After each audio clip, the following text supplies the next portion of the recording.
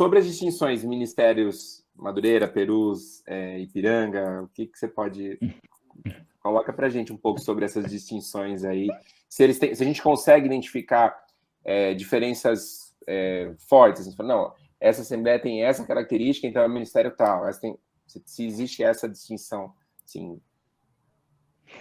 Distinções litúrgicas, variações teológicas. Então, esse é o grande nó, né, que surgiu durante a pesquisa. É trabalhar ao mesmo tempo naquilo que diferencia os ministérios assembleianos e naquilo que os unifica. Então, para tentar explicar isso, eu trabalhei na pesquisa com uma metáfora, que é a metáfora do esgarçamento.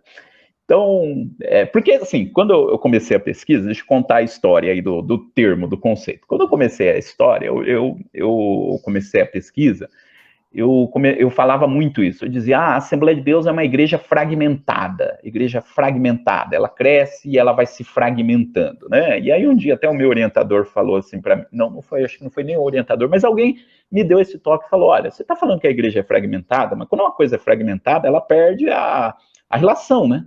Um copo se fragmenta, ele cai no chão e quebra, fica lá os pedacinhos, você não consegue mais unir, né? Os pedacinhos. E não é o que acontece na Assembleia de Deus, porque ao mesmo tempo que ela está quebrada em ministérios, tem coisas que você percebe num ministério e você percebe em outro ministério também.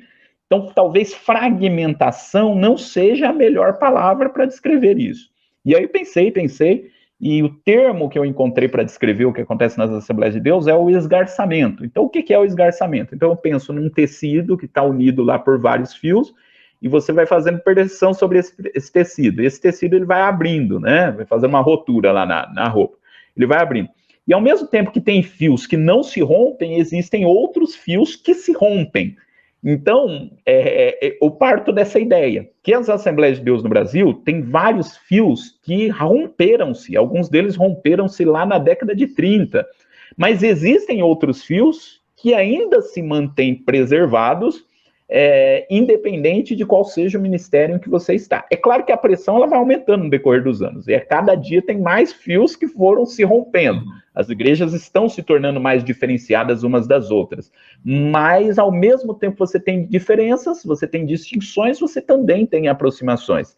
Então, os ministérios, eles variam, por exemplo, na questão de usos e costumes. Há ministérios assembleanos que os usos e costumes são válidos, né? A mulher tem que usar saia, não pode usar calça comprida, enfim, não pode maquiagem. Tem outros ministérios que não se importam com essas questões, então são coisas que diferenciam os ministérios entre si, mas ao mesmo tempo é universal na Assembleia de Deus, universal aqui não da igreja, né, mas é universal nas Assembleias de Deus, a saudação, né, um assembleano encontra outro, você fala, a paz do Senhor, meu irmão, a paz do Senhor. A paz do Senhor vale para todos os ministérios.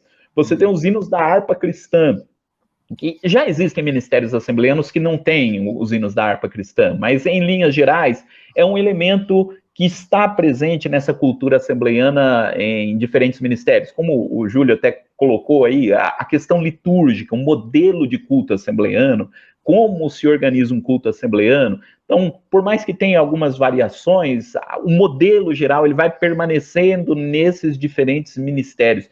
Então, as Assembleias de Deus têm essa dinâmica. Você tem coisas que são muito diferentes entre os ministérios, mas ao mesmo tempo você tem coisas que se aproximam, que são os fios que não se romperam. E por mais que sejam ministérios totalmente independentes um do outro, eles mantêm algumas características culturais ainda que permanecem, né, independente do ministério.